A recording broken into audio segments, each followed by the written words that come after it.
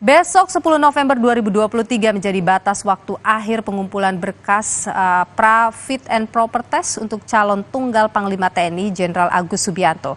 Kita segera bergabung saudara dengan jurnalis Kompas TV ada Asri Gunawan di gedung DPR RI Senayan, Jakarta. Asri, selamat sore. Jadi apa saja ini rangkaian uji kelayakan dan juga kepatutan yang harus dilalui oleh Jenderal Agus Subianto sebelum menjabat sebagai Panglima TNI?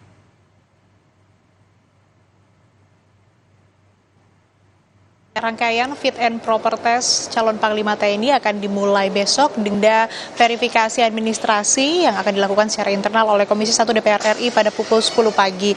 Dan dalam verifikasi ini calon Panglima TNI tidak diwajibkan hadir begitu karena prosesnya memang dilakukan secara internal. Baik.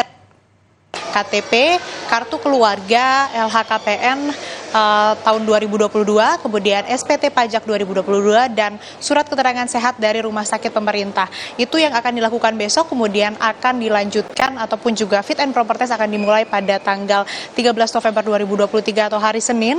Nantinya dalam rangkaian agenda tersebut, calon Panglima TNI Jenderal Agus Subianto ini akan menyampaikan visi dan misinya selama 30 menit bersama dengan Komisi 1 DPR RI, kemudian akan dilakukan pendalaman oleh Komisi 1 DPR RI secara tertutup. Kalau kita mengutip ataupun juga melihat apa yang disampaikan pada kesempatan sebelumnya oleh Jenderal Agus Subianto bahwa ia akan mempersiapkan secara khusus visi misi yang nantinya akan disampaikan di depan Komisi 1 DPR RI. Dan dari yang disampaikannya ini nanti akan membahas juga soal bagaimana penyelesaian ataupun strategi penanganan konflik di Papua. Ini yang nantinya akan ada salah satunya dalam visi misi yang disampaikan oleh Jenderal Agus Subianto sebagai calon Panglima TNI. Nanti setelah selesai ataupun juga nantinya sudah menyampaikan visi misi, nanti akan dilakukan pendalaman oleh Komisi 1 DPR RI dan diharapkan bahwa untuk rangkaian RDPU atau rapat dengar pendapat umum ini akan selesai di hari yang sama atau di tanggal 13 November 2023, lalu akan dilanjutkan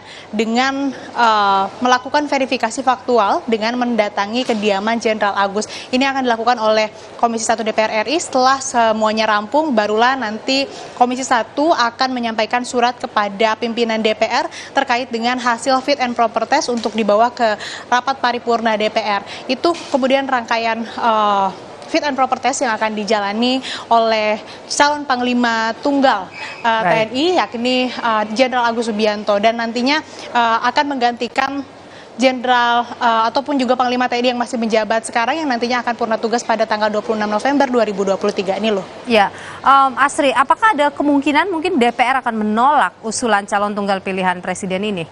Ada dinamika yang mungkin Anda sempat pantau juga di sana?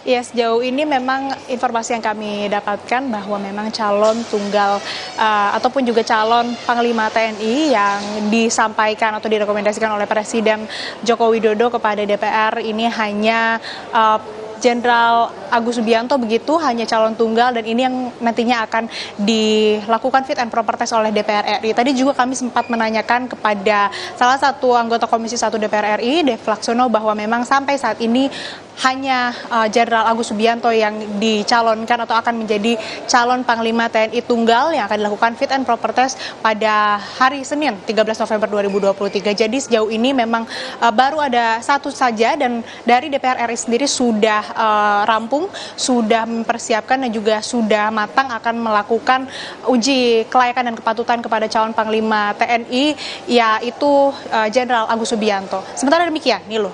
Baik, Asri Gunawan, jurnalis Kompas TV, terima kasih atas informasi Anda. Saudara, kami akan kembali dengan informasi Presiden Joko Widodo enggan berbicara banyak terkait pemberhentian putusan Majelis Kehormatan Mahkamah Konstitusi yang memberhentikan Anwar Usman sebagai Ketua MK. Putusan MK merupakan kewenangan di wilayah yudikatif.